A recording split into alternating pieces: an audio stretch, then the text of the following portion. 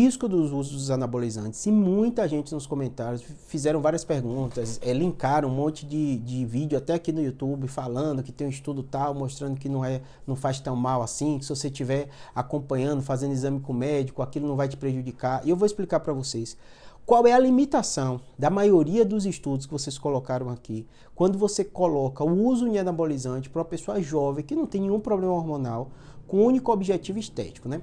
Primeiro aspecto é o seguinte: tudo na medicina, hoje, o que a gente fala, o que a gente afirma aqui, é baseado em evidência. O que seria basicamente isso? A ciência é uma arte, né, de você observar, ter um método e ver os efeitos de qualquer fenômeno. Isso pode ser cirurgia, isso pode ser remédio. E na maioria das vezes é a medicina, né, historicamente, uma arte milenar, que ela realmente foi utilizada e é utilizada até hoje para tratar doenças. O que seria doenças? É uma definição que a gente tem do que foge à normalidade. E aí você pode ter um infarto, você pode ter um AVC, e a gente tem uma pressão mais alta do que a média das pessoas se dá o remédio. Então, a maioria das vezes, quando a gente estuda na medicina, quando a gente publica artigo, então é baseado nisso, para prolongar o tempo de vida da pessoa, para a pessoa viver melhor, para a pessoa curar um infarto, para ela não morrer. Esse é o desfecho, essa é a lógica das ciências médicas, da medicina que a gente... Quando você fala do anabolizante, né, na maioria das vezes a pessoa quer ficar o quê? Quer ficar grandão, quer ficar com a musculatura, que esteticamente ele acha mais bonito, né? E aí tem a primeira limitação, né? É difícil você passar do ponto de vista bioético um estudo bem feito, duplo cego, né, randomizado, que uma pessoa vai tomar anabolizante, outra não vai tomar anabolizante. Porque o comitê de ética não vai aprovar. Você vai justificar o quê? O risco que você está pegando um rapaz de 20 anos, dando doses altíssimas de uma série de drogas que podem prejudicar ele. Então a primeira coisa que você tem que entender é isso. E aí as pessoas vieram no comentário e disseram assim: ah, Júlio, mas eu vi um vídeo tal que o médico, o pesquisador, sei lá quem, está dizendo que o professor de educação física ou o cara que é muito musculoso, está dizendo que de tal e tal forma é seguro. Aí ele mostrou estudo que foi feito na Rússia. O que acontece? Tudo em medicina, eu falei o quê? Medicina baseada em evidência. Você tem que ter um corpo de evidência.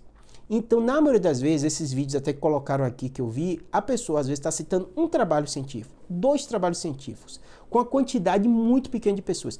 Só para vocês entenderem, não é difícil você entender isso não. Tem uma coisa que a gente chama de validade interna. Por exemplo, se eu fiz um estudo, que até do ponto de vista bioético é questionável sobre isso do uso de anabolizante, foi publicado numa revista. Essa revista é index desse PubMed, que é o Google Médico, ou seja, foi analisada por pesquisadores e aprovaram, então, a validade, a metodologia está relativamente adequada. Só que isso não comprova que no mundo real, em outras situações, aquela realidade vai se replicar. Isso a gente chama validade externa. E o que dá segurança para a gente de falar que um remédio funciona para baixar a pressão? Porque eu digo com segurança que o captopril funciona para baixar a pressão. Como é que eu digo com segurança que a amoxicilina trata infecção bacteriana? Porque esse corpo de evidência é muito robusto. Um pesquisador fez o estudo, uma farmacêutica fez o estudo, outro foi lá e replicou em outro local, pegou populações diferentes de pessoas, grupos muito grandes, selecionou, que aí provavelmente nesses grupos de anabolizantes você não vão ter estudos, né, randomizados, para um grupo você deu, duplo cego, nem o pesquisador nem a pessoa sabia se estava tomando ou não anabolizante, qual foi o resultado disso, qual foi o impacto no fígado. Você tem às vezes estudos nesses de farmacêuticos e outros de coorte, que você acompanha pessoas durante anos para ver o impacto daquilo. Você não vai achar estudos, nem corpo de evidência para dizer a segurança de uso de anabolizante. Ah, Júlio, mas eu acompanho com o médico. O médico vai reduzir seu dano. O médico vai avaliar como está seu fígado, como está seu rim, mas a consequência no longo prazo ela pode vir, e na maioria das vezes o médico não vai ter segurança, ou o profissional, o que quer que seja, do que pode acontecer com o seu corpo, você tomando 10, 15, 20 anos dessa droga.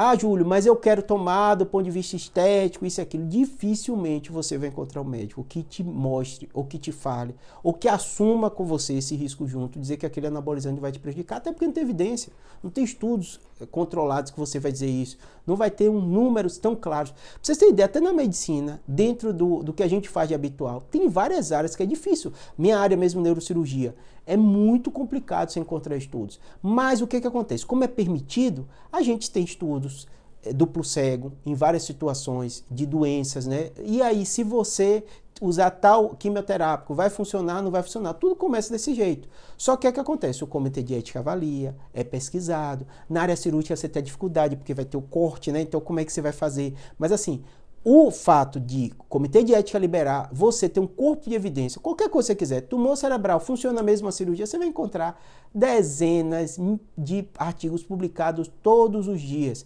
Pesquisadores do mundo todo, japonês, brasileiro, fazendo. Por quê? Porque é aprovado pelo Comitê de Ética, é estudado. Anabolizante você não vai encontrar, você não vai ver o impacto, você não vai ver o longo prazo, você não vai encontrar coorte acompanhando, você não vai encontrar estudo duplo cego, então você está submetendo seu corpo ao risco. Ah, mas eu conheço fulano que toma 30 anos, não teve problema nenhum. Tudo bem, a gente está falando de evidência científica. Anedota, que é isso na medicina, a gente fala relato de caso e tal, você vai encontrar. Tem pessoa que pode ter 50 anos, como tem gente que fuma e não tem câncer, né? Tem gente que se alimenta mal, é super obeso e não infarta. E existe essa exceção. A grande questão na medicina é que você quer saber a probabilidade.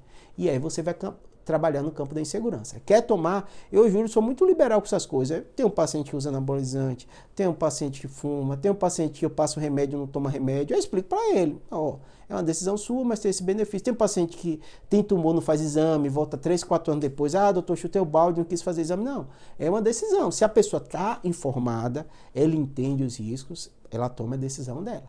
O que não dá é para ela se enganar de que tem uma evidência que é seguro se eu fizer exame e tal, e ter consequências lá na frente e se sentir enganada, tá bom? Espero que tenha